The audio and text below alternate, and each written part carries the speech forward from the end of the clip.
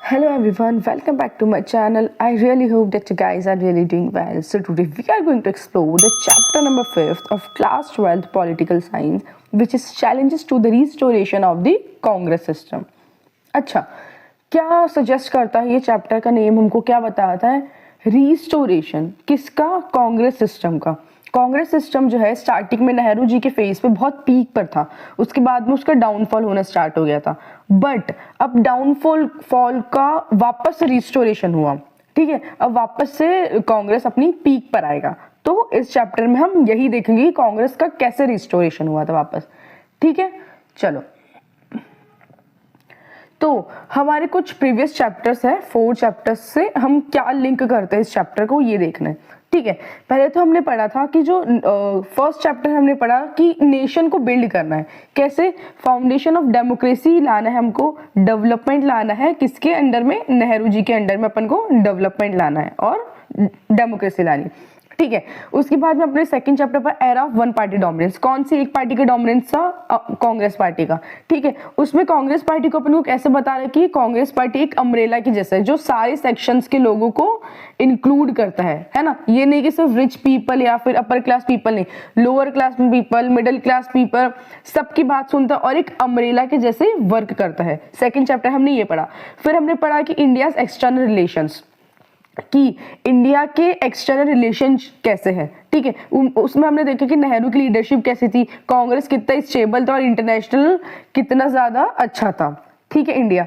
तो अब अपन 5th chapter में क्या पढ़ेंगे कि जो कांग्रेस का इतना ज्यादा डोमिनेंस था वो कैसे ब्रेक होता है ना। अपन ने क्या पढ़ा था कि कैसे कांग्रेस का ब्रेक होता है, न्यू पार्टीज राइज होगी और कांग्रेस ने क्या क्या बिग टेस्ट को फेस किया था। आ गया समझ में? चैप्टर नंबर ये 5th ये होने वाला है। ओके, चलो। क्या है? Challenges of political succession. Background क्या था कि नेहरू जी की डेथ हुई। ठीक है, पहले तो पूरा नेहरू जी ने संभाल रखा था, ठीक है, कांग्रेस को। अब क्या, नेहरू जी की तो डेथ हो गई। फिर Congress had ruled alone for 17 years. हमने सेकंड चैप्टर में पढ़ा था कि कांग्रेस ने 17 ईयर्स तक रूल किया था बिना कोई कोलिशन गवर्नमेंट के। ठीक है, उसके बाद में एकदम से उसका सक्सेसर की डेथ हो गई। अब पावर स्ट्रगल जो है वो स्टार्ट हो गया कि एकदम से तो इतना अच्छा चल रहा था कांग्रेस, नेहरू जी ने, उसके बाद में भी सबने संभाल रखा था, बट अब कौन बनेगा नेहरू जी के बाद में? पार्टी की कंडीशन बाहर से तो बहुत ज्यादा स्ट्रांग थी, बट अंदर ही अंदर जो पार्टी थी वो फैक्शंस में डिवाइड हो गई थी। क्या बोल रही हूं मैं? पार्टी अंदर ही अंदर फैक्शंस में डिवाइड हो गई थी कि अलग अलग आइडियोलॉजी के लोग होने स्टार्ट हो गए थे। कोई लेफ्ट आइडियोलॉजी के थे तो कोई राइट आइडियोलॉजी के थे, कोई सेंटर आइडियोलॉजी के थे, ऐसे बहुत सारे आइडियोलॉजी के लोग बनने स्टार्ट हो गए थे। ठीक है, फैक्शंस में डिवाइड हो गए थे। हमने सेकेंड चैप्टर में पढ़ा था लेफ्ट, राइट और सेंट्रिस्ट विंग, ये तीनों टाइप के आइडियोलॉजी के, राइट आइडियोलॉजी, लेफ्ट और सेंट्रिस्ट। अगर आपको ये नहीं पता है तो जाओ पुराने लेक्चर्स देखो, तभी समझ में आएगा। चैप्टर 2 से अगर आप इसको नहीं करोगे लिंक तो कुछ भी नहीं समझ आने वाले चैप्टर नंबर 5 में। ठीक है, नेक्स्ट। नेहरू जो है पूरा बैलेंस बना के रखता था, नेहरू जी ने पूरा बैलेंस संभाल रखा था, बट अब बैलेंस की ही डेथ हो गई। अब नेहरू के बाद में कौन आएगा? When Nehru left, balance upset. आ गया समझ में? नेक्स्ट, अब है नेहरू जी के बाद में बनेंगे शास्त्री जी।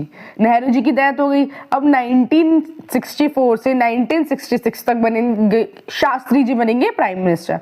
ठीक है, हमारे पास 2 चॉइसेस थी प्राइम मिनिस्टर की, 2 चॉइसेस थी, एक तो थे मोरारजी देसाई और एक थे लाल बहादुर शास्त्री। मोरारजी देसाई जो थे वो बहुत सीनियर थे प्लस बहुत स्ट्रिक्ट भी थे। आ गया समझ में? सेकंड, शास्त्री जी थे, शास्त्री जी बहुत हम्बल थे, ऑनेस्ट थे और काम थे। तो क्या हुआ, फिर आए के कामराज जो है कांग्रेस के ऑर्गेनाइजर थे, उन्होंने हेल्प करी शास्त्री जी को प्राइम मिनिस्टर बनने में। उनके कामराज प्लान के थ्रू शास्त्री जी जो है प्राइम मिनिस्टर बन गए। ठीक है, अब प्राइम मिनिस्टर तो बन गए, अब उनको क्या क्या चैलेंजेस फेस करे उन्होंने, है ना। उन्होंने 3 चैलेंजेस को फेस करा mainly. First, economic problem. Second war with Pakistan and third public moral. क्या था, एक तो बहुत ज्यादा इकोनॉमिक प्रॉब्लम थी शास्त्री जी के फेस में, बहुत ज्यादा फूड की शॉर्टेज थी। क्यों? क्योंकि उस टाइम पे ड्रॉट थी, बहुत ज्यादा सूखा पड़ गया था, भुखमरी हो गई थी इस वजह से। और जब सूखा पड़ गया तो भुखमरी हो गई तो क्या उस टाइम पे एकदम से प्राइसेस जो है खाने की, फूड की रेज हो गई, बहुत ज्यादा बढ़ गई थी, है ना। फिर क्या हुआ, सेकेंडली ये तो हुआ इकोनॉमिक प्रॉब्लम तो हो गई। सेकेंड, उस टाइम पे 1965 में वॉर विद पाकिस्तान, इंडिया का पाकिस्तान से वॉर भी छिड़ गया था, ठीक है, बट इंडिया जो है स्ट्रांग रहा उस टाइम पर भी। Third, public morals, Shastri ji ने एक स्लोगन दिया, जय जवान जय किसान, ठीक है। देन क्या हुआ, एंड शास्त्री जी जो है उनकी डेथ हो गई 1966 में। कहां पर? ताशकेंत में, उज्बेकिस्तान में, पाकिस्तान के साथ में ताशकेंत गए थे वो, पाकिस्तान के साथ एक पीस एग्रीमेंट साइन करने के लिए। वॉर खत्म हुआ, पाकिस्तान के साथ वॉर खत्म हुआ, तो वॉर इतना खत्म करने के लिए उन्होंने क्या किया कि पीस एग्रीमेंट साइन करने के लिए वो गए उज्बेकिस्तान, ताशकेंत में पीस एग्रीमेंट साइन करने के लिए, बट वहां पर उनकी डेथ हो गई, ठीक है। नाउ नेक्स्ट, अब क्या है, फ्रॉम शास्त्री टू इंदिरा गांधी। अब शास्त्री जी के बाद में नेक्स्ट कैंडिडेट कौन थी? इंदिरा गांधी 1966 से। सेम यहाँ पर भी हमारे पास दो कैंडिडेट्स थे, एक तो मोरारजी देसाई जो अपने शास्त्री जी के टाइम पर भी थे, एंड सेकंड कौन है? इंदिरा गांधी। दोनों कैंडिडेट्स है अपने पास में। और इंदिरा गांधी जो है वो कौन थी? नेहरू जी की डॉटर थी, अपन इतना समझ लिया।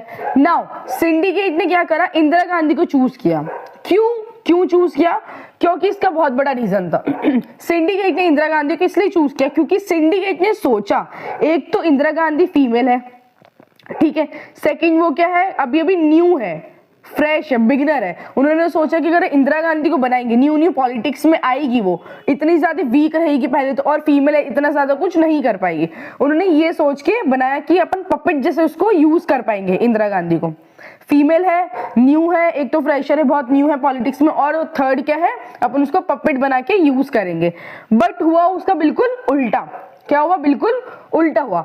अब इंदिरा गांधी जो थी वो बिल्कुल चालाक थी, बिल्कुल बोल्ड और स्ट्रांग थी, उसने सिंडिकेट की बात नहीं सुनी और जो उसको अच्छा लगा उसने वही किया। तो इंदिरा गांधी ने क्या क्या प्रॉब्लम्स फेस किए? एक तो इकोनॉमिक क्राइसिस, मैंने बोला शास्त्री जी के टाइम पर भी प्रॉब्लम्स थी, सेम डॉट्स थे, उस वजह से फूड की शॉर्टेज हो गई, प्राइस राइज हो गया और इन्फ्लेशन हो गई, बहुत ज्यादा महंगाई बढ़ गई, ठीक है।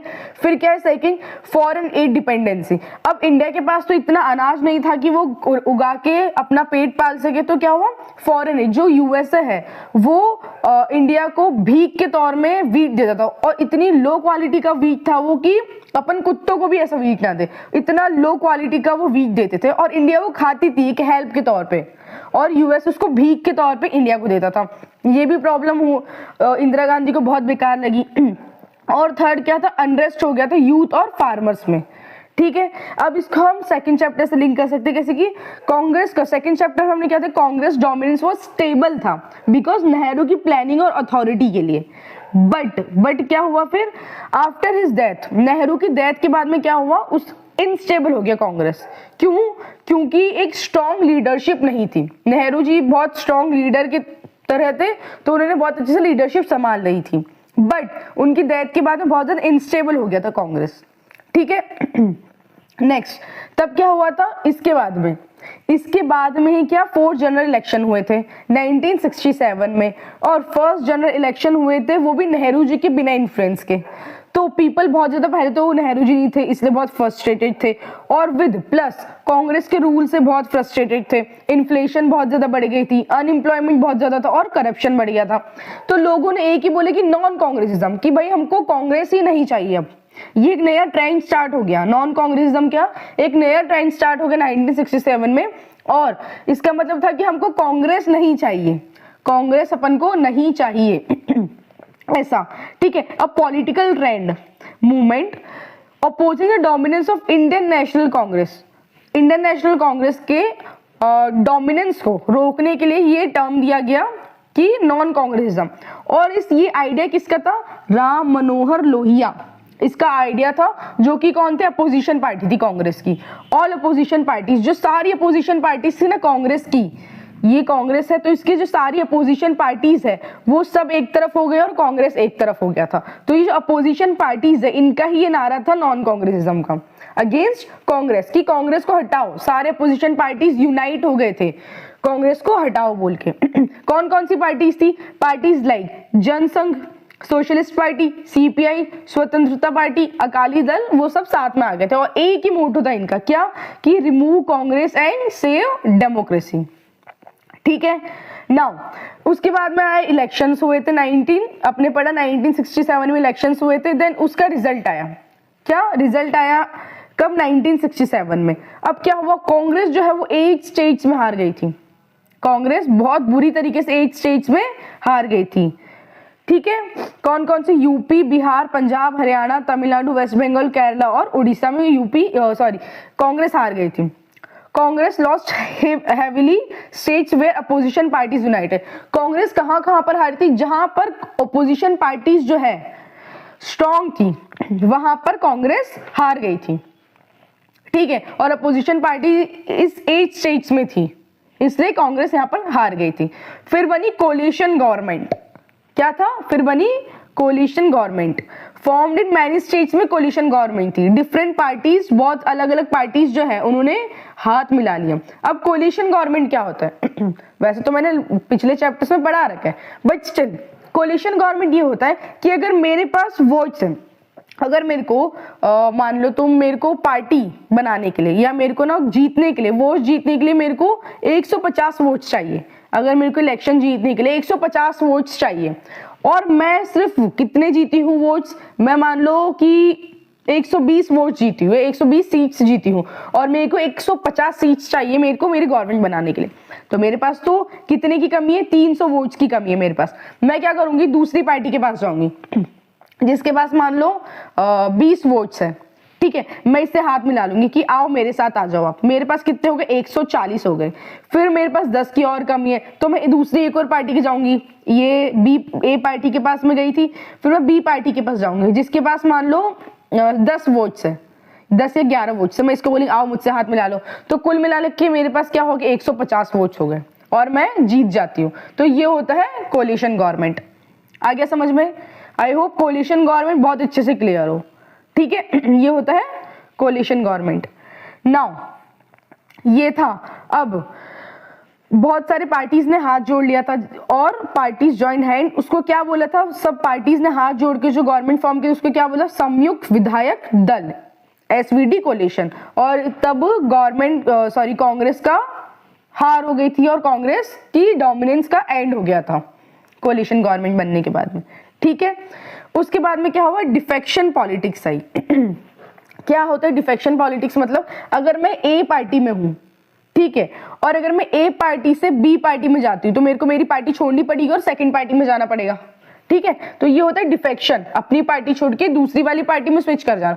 बट इस वजह से बहुत ज्यादा इंस्टेबिलिटी होगी, है ना, पॉलिटिक्स में बहुत ज्यादा प्रॉब्लम्स होगी कि आप ये सीट छोड़ के दूसरी सीट में जा रहे हो, ये सीट तो खाली हो गई, इस जगह तो खाली हो गया ना। फिर इस वजह से आए डिफेक्शन पॉलिटिक्स कि ऐसा फिनोमिना, है ना, कि ऐसा फिनोमिना ऑफ इलेक्टेड रिप्रेजेंटेटिव्स, जो भी इलेक्टेड रिप्रेजेंटेटिव्स है जो अपनी पार्टी को स्विच कर रहे हैं ओपन फॉर पर्सनल गेम और पॉलिटिकल एडवांटेज, कि मेरे को ये पार्टी में जाके ज्यादा एडवांटेज मिलेगा, मेरा कुछ पर्सनल रीजन है या फिर मेरा कोई पॉलिटिकल रीजन है कि मैं बी पार्टी में जाके मेरे को ज्यादा एडवांटेज मिलेगा।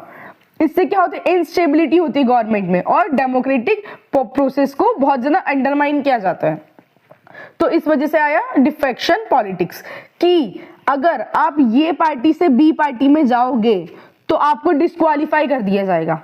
आगे समझ में? ना तो आप इस पार्टी में रहोगे ना तो आप इस पार्टी में रहोगे, आपको डिस्क्वालीफाई ही कर दिया जाएगा। यह है डिफेक्शन पॉलिटिक्स। आगे समझ में? तो एक बहुत बढ़िया इसमें एक नाम है आयाराम गयाराम। ठीक है। 1967 में क्या हुआ था? एक पर्सनालिटी थे, ठीक है, एक एमएलए थे बहुत फेमस। उन्होंने क्या करा? एक ही दिन में 3 बार पार्टी चेंज कर ली, है ना। एक ही दिन में ए पार्टी से बी में गए, बी में से सी में गए, फिर सी में से वापस ए में आ गए, है ना। इन्होंने ऐसा किया था तो इसका नाम इन्होंने क्या करा? आयाराम गयाराम रख दिया।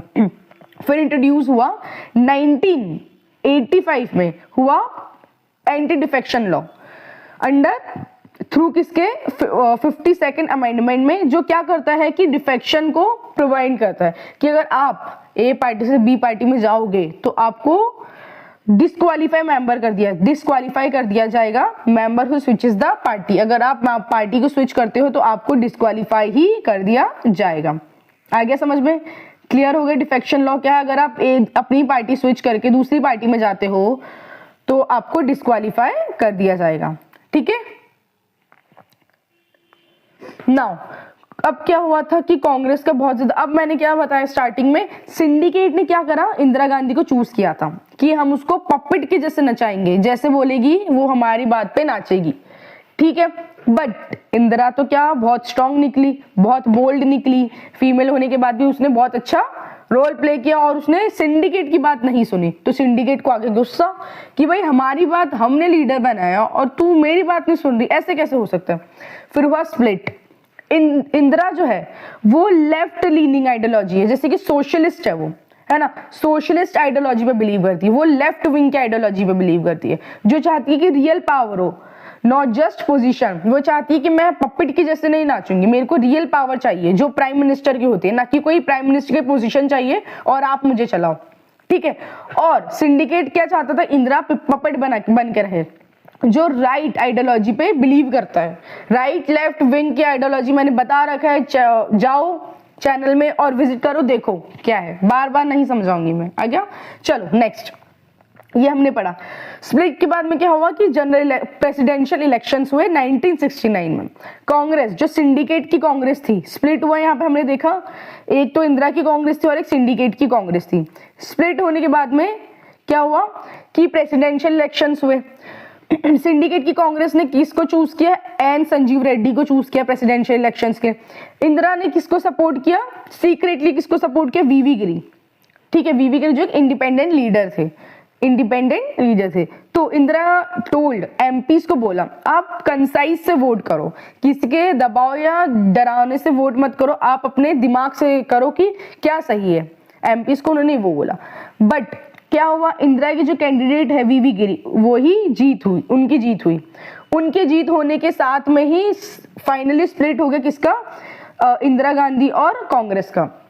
अब क्या हुआ, जो इंदिरा की कांग्रेस है, इंदिरा गांधी की कांग्रेस है, उसको क्या बोलते, वो कांग्रेस आर है, और जो सिंडिकेट की कांग्रेस है वो है कांग्रेस ओ। आगे समझ में कैसे, कांग्रेस ओ जो है वो बोलते ऑर्गेनाइजेशन जो है लीडर लाइक मोरारजी देसाई और कामराज, और जो इंदिरा गांधी की कांग्रेस है वो उसको क्या बोलते हैं, रिक्विजिशनिस्ट। ठीक है, जो कि है रियल कांग्रेस, जो कि है इंदिरा का ग्रुप। चलो नेक्स्ट, स्प्लिट के बाद में इंदिरा गांधी ने क्या करा, बहुत series of left leaning policies को क्या करा, इंट्रोड्यूस किया, अडॉप्ट किया, जैसे कि जो लेफ्ट आइडियोलॉजी की जो पॉलिसीज होती है उनको अडॉप्ट किया, और and consolidate her power and appeal to the masses. Now उसने कुछ की पॉलिसीज को अडॉप्ट किया। वो कौन कौन सी की पॉलिसीज थी, 3 थी। एक तो बैंक को नेशनलाइज कर दो। 1969 में उसने क्या करा, बहुत सारे जो उसने क्या करा, इंदिरा ने इंदिरा की जो गवर्नमेंट है उसने 19 बैंक्स को नेशनलाइज किया, ताकि 19 बैंक्स को इसलिए नेशनलाइज किया ताकि जो अनप्रिविलेज्ड लोग हैं, जो लो कैटेगरी के लोग हैं, जिनको प्रिविलेज नहीं मिल पाती है, जिनको मौका नहीं मिल पाता है, उन तक भी सर्विसेज पहुंच पाए, उन तक भी इकोनॉमिक पावर पहुंच पाए।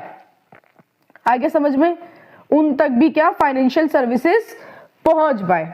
आगे समझ में, क्या है बैंक नेशनलाइजेशन 1969 में इंदिरा गांधी ने करा, ताकि जो अनप्रिविलेज्ड लोग हैं उन तक भी फाइनेंशियल सर्विसेज पहुंच पाए, है ना, और जो इकोनॉमिक पावर्स है इंडस्ट्रियलिस्ट को, उसको रिड्यूस कर सके।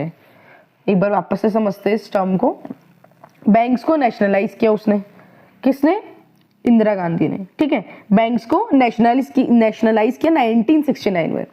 क्यों करा, वाई, इसलिए करा क्योंकि जो अनप्रिविलेज्ड लोग हैं उन तक भी फाइनेंशियल सर्विसेज पहुंच पाए, इसलिए करा। और जो इंडस्ट्रियलिस्ट है है ना, इकोनॉमिक पावर के जो इंडस्ट्रियलिस्ट है, इंडस्ट्रियलिस्ट जिस पे इकोनॉमिक पावर बहुत ज्यादा है, उनका भी बर्डन कम हो सके। आ गया समझ में? आ गया समझ में? Next, abolition of privy purse. अच्छा, अबॉलिशन ऑफ प्रिवी पर्स क्या है? अच्छा, प्रिंसली स्टेट्स थे, उनके जो किंग्स और जो क्वींस थी, किंग्स और जो प्रिंस थे, उनको टैक्स के रूप में पैसे दिए जाते थे, है ना, हर मंथ या फिर हर ईयर टैक्स के रूप में पैसे दिए जाते थे। तो इंदिरा गांधी ने क्या करा, ये जो टैक्सेस जो आप दे रहे हो प्रिंस को, ये हमारे इंडिया का बहुत ज्यादा इकोनॉमिक बर्डन है हमारे ऊपर, हम क्यों पैसे दे किसी को, है। तो उसने क्या करा, ये सिस्टम ही खत्म कर दे कि हम नहीं देंगे टैक्सेस, जो फॉर्मर प्रिंस थे उनको हम कोई टैक्स नहीं देंगे, पैसे दे देते हम, टैक्स मतलब टैक्स एज अ पैसे देते थे उनको, ठीक है, तो उनको हम पैसे नहीं देंगे। क्यों? क्योंकि ये अननेसेसरी बर्डन है इंडिया के ऊपर, पब्लिक एक्सचेकर के ऊपर, इज सिंबल ऑफ फ्यूडलिज्म। ये तो भेदभाव हो गया। अब पुराने जमाने में राजा महाराजा थे, तो हम अब क्या करें भाई, ये तो बर्डन है, इसलिए ये सिस्टम भी अबॉलिश कर दिया गया। नाउ गरीबी हटाओ, 1971 में, 1969 में ये देखा, 1970 में ये हुआ, देन 1971 में एक और नारा दिया कि गरीबी हटाओ प्रोग्राम, कि ऐसा एम किया इंदिरा की गवर्नमेंट ने कि जो पॉवर्टी है उसको पूरी तरह से रिड्यूस कर देंगे और इकोनॉमिक कंडीशंस जो है पुअर की उसको बढ़ा देंगे। क्या हुआ, पुअर पीपल है उसको, उनकी जो इकोनॉमिक कंडीशन है उसको बढ़ा देंगे और पॉवर्टी बिल्कुल रिड्यूस कर देंगे। आ गया समझ में? ये कुछ इनिशिएटिव्स इंदिरा की सरकार ने लिया था। नाउ अब है 1971 के इलेक्शन, ये हमने क्या पढ़ा था अभी, स्प्लिट के बाद में कुछ की पॉलिसीज उसने की थी 1969 के बाद में। अब 1971 का election and restoration of Congress. अभी हमने देखा कि जो है कोलिशन गवर्नमेंट बनी थी, उसके बाद में ये कुछ इनिशिएटिव्स लिए, अब वापस से इलेक्शंस हुए 1971 में।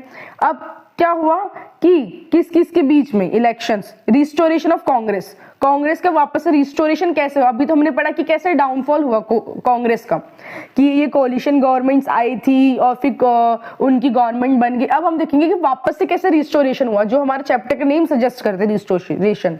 नाउ कांग्रेस आर जो इंदिरा गांधी के रिक्विजिशनिस्ट, और कांग्रेस ओ जो ऑर्गेनाइजेशन जो है सिंडिकेट की, है ना, इसको अपन इंदिरा गांधी की मानते हैं और इसको अपन सिंडिकेट की मानते हैं, इनके बीच में हुआ था।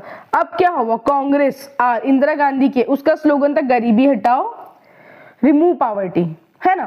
कांग्रेस ओ सिंडिकेट, उसका क्या था, ग्रैंड अलायंस था, बहुत ज्यादा कोलिशन गवर्नमेंट से ग्रैंड अलायंस था उसका क्या स्लोगन था, इंदिरा हटाओ, है ना, इंदिरा हटाओ, ये दोनों का स्लोगन था। बट किसकी सरकार जीती थी, इंदिरा की सरकार जीती थी।